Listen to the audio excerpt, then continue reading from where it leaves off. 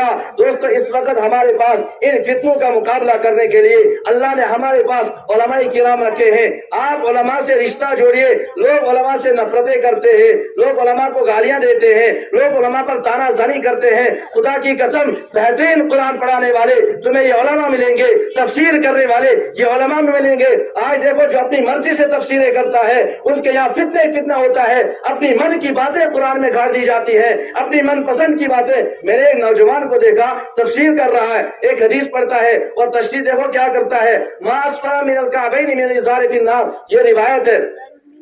اللہ کے نبی نے فرمایا ٹخنوں کا جو حصہ، پاجامے کا جو حصہ ٹخنوں سے نیچے رہے گا یہ جہنم میں جائے گا۔ اب یہ روایت پڑھتا ہے، اس کے بارے میں کم از کم اگر میں چاہوں 10 روایتیں آپ کو سنا سکتا ہوں، لیکن لوگ ماننے کے لیے تیار نہیں ہیں۔ لوگ کہتے ہیں اپنے گھروں سے یاد رکھنا، ایک روایت کے اندر آتا ہے قیامت کے دن اللہ رب العزت 3 آدمیوں کی طرف نہیں دیکھیں گے، المسبل جان بوجھ کر ٹخنوں سے نیچے پائجامہ لٹکانے والے، اس کی طرف اللہ نہیں دیکھیں گے، المنان اور احسان جتانے والے کی طرف اللہ پاک نہیں دیکھیں گے، من جر ازارہ خیلا لم ينظر اللہ الی یوم القیامہ، اللہ اس کی طرف نظر رحمت نہیں کریں گے جو اکڑ کر اپنے ازار کو ٹخنوں سے نیچے لٹکاتا ہے۔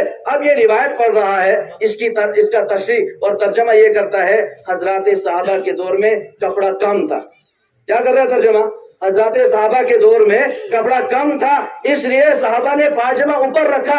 الیاذ باللہ، نبی کی توہین کرنے والے، حدیث کا مذاق کرنے والے، صحابہ پر الزام لگانے والے آپ کو ہزاروں ملیں گے ان مساجد کے اندر۔ خدا کی قسم جب تک نہ علماء کے پاس آپ رہیں گے، ان سے مسائل سیکھیں گے، احادیث کا ترجمہ ان سے سیکھیں گے، قرآن کا معنی ان سے سیکھیں گے، تب تک ہم کامیاب نہیں ہو سکتے ہیں۔ کیونکہ ان الانبیاء، اللہ کے نبی علیہ السلام نے فرمایا کہ سب سے زیادہ علماء جو دنیا کے اندر موجود ہیں یہ میرے وارث سے، اگر یہ جواب نہیں دیں گے قیامت کے دن یہ مجرم ہوں گے، لیکن عام لوگ بھی مجرم ہوں گے۔ کیوں؟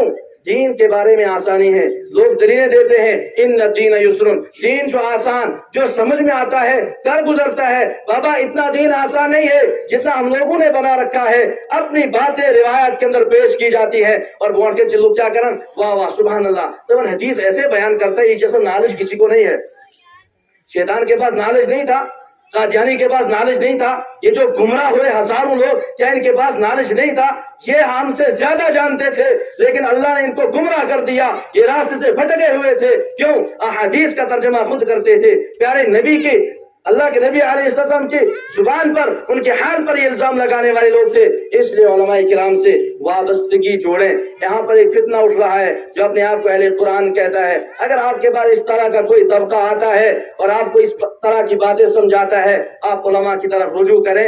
علماء یہاں پر زندہ ہیں، جب تک زندہ ہیں تب تک یہ جواب دیتے رہیں گے۔ اللہ مجھے بھی اور آپ کو بھی چند باتوں پر عمل کرنے کی توفیق عطا فرمائے۔ وما علینا الا البلاغ المبین۔